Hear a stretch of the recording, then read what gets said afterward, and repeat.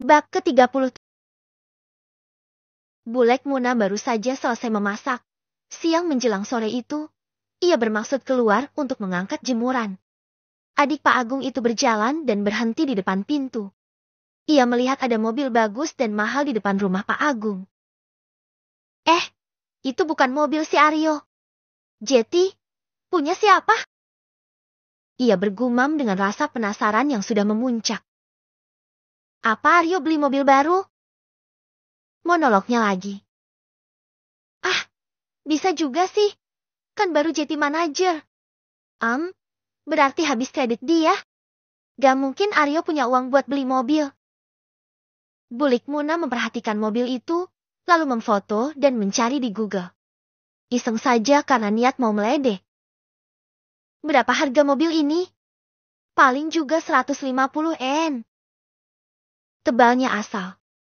Mata Bulik Muna langsung melebar melihat hasil pencariannya. Wah, ini mah mobil mahal. Gumamnya tak percaya.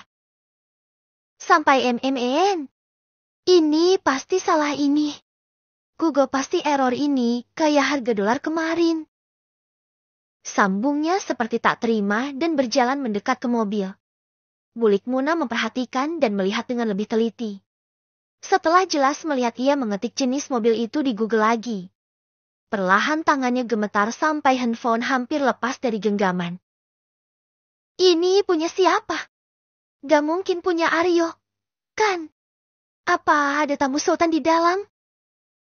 Gumamnya dengan suara bergetar saking tak percayanya. Dengan rasa penasaran yang sudah sangat menggebu-gebu. Bulik Muna masuk ke dalam.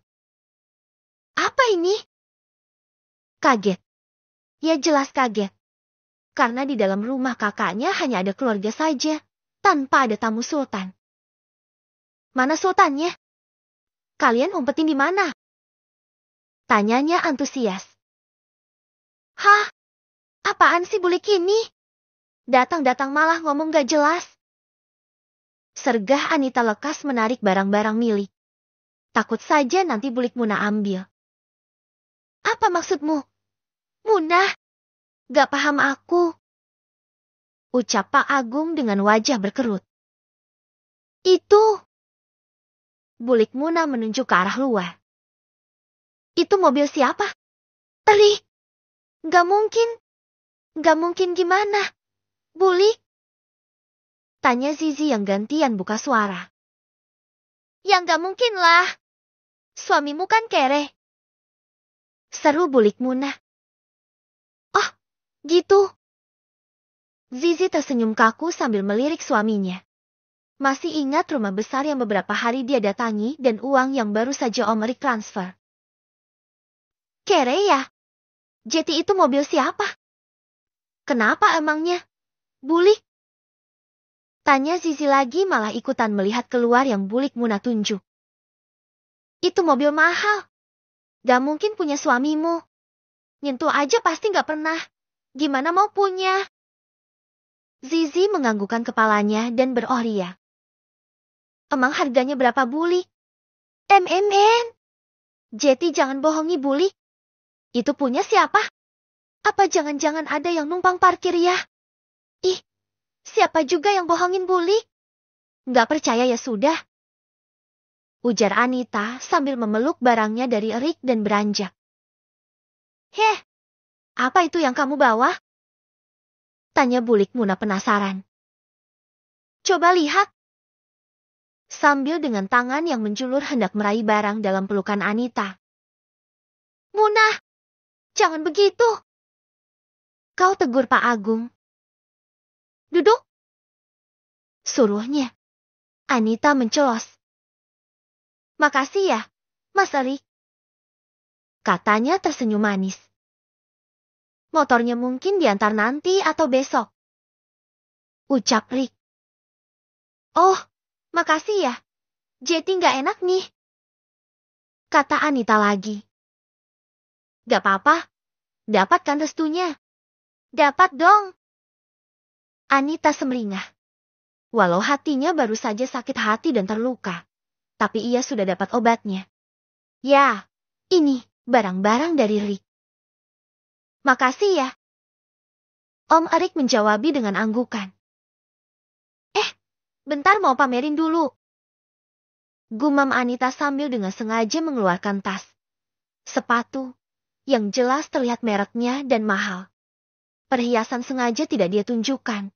Nanti saja dipakai, Bulik Muna meneguk ludahnya. Lihat dulu sini. Seru Bulik tak tahan.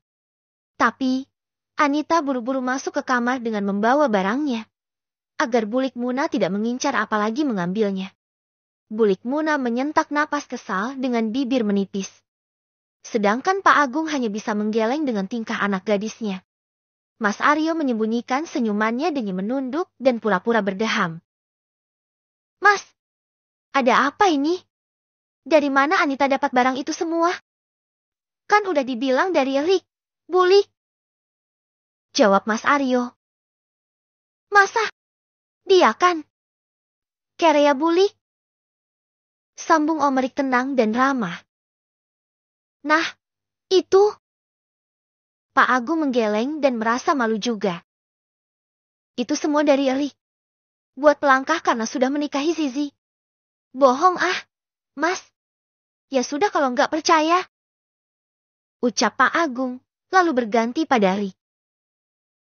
Kalian mau nginap sini nggak nanti malam? Iyalah, Pak. Saya juga mau bicarain beberapa hal sama Bapak. Nanti saja ngobrol berdua. Ya sudah makan belum? Belum, Pak. Jawab Zizi. Di rumah masak apa? Tuh, kan. Makan aja masih minta bapaknya. Gimana bisa dia punya mobil seharga MMN itu? Bulik Muna menyelah. Iya, Bulik. Mas Aryo mengiyakan saja biar cepat daripada debat sama orang seperti Bulik Muna yang hanya bikin sakit kepala. Bapak tadi cuma bikin nasi goreng sama sambal telur ceplok. Ucap Pak Agung mengalihkan topik dengan menjawab pertanyaan Zizi. Makan dulu, yuk. Bulik mau ikut enggak? Mas Aryo berdiri lebih dulu. Zizi dan Om Erik mengikuti. Enggak, di rumah lebih enak makanannya. Tolak Bulik Muna mencelos karena merasa masih tak dapat jawab mobil itu milik siapa. Dia mana mau percaya itu milik Erik. Bu, ada apa? Bulik Muna sudah kembali ke rumahnya. Ia sedang melipat baju di ruang tengah. Itu yang numpang parkir di rumah Pak De siapa? Katanya punya Erik. Hahaha. Seketika Vika tertawa sampai memegangi perutnya. Bulik Muna menghela napasnya. Itu mobil mahal loh, Bu. Kita aja nabung 15 tahun gak akan bisa beli. Masa itu punya suami pos rondanya Zizi? Ya katanya gitu. Jawab Bulik Muna terdengar pasrah dan acuh. Vika terdiam memperhatikan mobil di halaman rumah Pak Agung. Aku mau lihat-lihat Ibu ikut. Vika memutar mata malas. Lalu berjalan ke arah rumah Pak Agung di sebelah. Ia mengitari mobil Mercy hitam dengan 2 pintu. Masa sih? Ini punya ipar pos ronda? Gumam Vika. Gak yakin deh. Ini 1,5 M loh harganya. Vika lalu berjalan masuk ke rumah. Assalamualaikum, Pak De. Waalaikumsalam. Ada apa Vika? Masuk aja sini. Lagi makan. Sahut suara Pak Agung dari dalam. Pak De, itu di depan mobil siapa? Anak-anak Pak Agung kompak memutar mata malas. Gak anaknya, gak Bulik Muna, sama keponya, dan suka mencampuri urusan orang lain. Punya Erik. Jawab Pak Agung. Sini makan. Pak De buat nasgor tadi. Sambungnya menawari. Namun, Vika lebih tertarik dengan mobil di depan. Masa punya orang dari pos ronda? Vika sudah mau membuka mulut lagi. Tapi urung karena mendengar HP-nya berbunyi. Mas Bagus. Pacar Vika yang udah jadi manajer lama. Katanya, entah buat apa juga Vika berkata begitu. Assalamualaikum, Mas. Vika diam sebentar, lalu berkata, "Oh, aku di sebelah rumah. Rumah Pak D. Agung. Sini aja." Vika menutup teleponnya, lalu tersenyum dengan angkuh. "Bagus mau kemari?" tanya bulik Muna yang berdiri di belakang Vika. "Iya, biar ibu jemput aja dia," usul bulik Muna lalu berjalan ke depan. "Astaga, ini rumah siapa sih? Kok bisa ada orang mau bawa orang lain asal masuk aja?" Celetuk Zizi yang sebenarnya tak suka dengan sikap sepupunya. "Bagus calon suamiku. Jeti ya? Nggak apa-apa kalau masuk sini. Yang ini kayak beneran, walau nggak ada Mercy, tapi adalah mobil kedua. Ya, setidaknya dia punya sendiri. Nggak sewa atau apa gitu buat menuhin gengsi," kata Vika, yang membuat Anita mencebik dan Mas Aryo menggeleng. Sedangkan Erik dan Zizi hanya saling lirik. Vika melongo ke arah depan. "Mas Bagus, sinilah," panggilnya sambil melambaikan tangan memanggil. "Ayo masuk, anggap aja rumah sendiri, Gus." Suara bulik Muna terdengar sangat ramah. "Ya Allah, rumah sendiri apanya? Ini loh rumah Bapak," gerutu Zizi dan Anita kompak. Lalu mereka saling pandang. Kok bisa kompak gitu?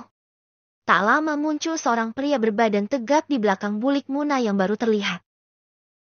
"Nih, Bagus, calon mantuku," kata bulik Muna memperkenalkan pria itu dengan sangat jumawa.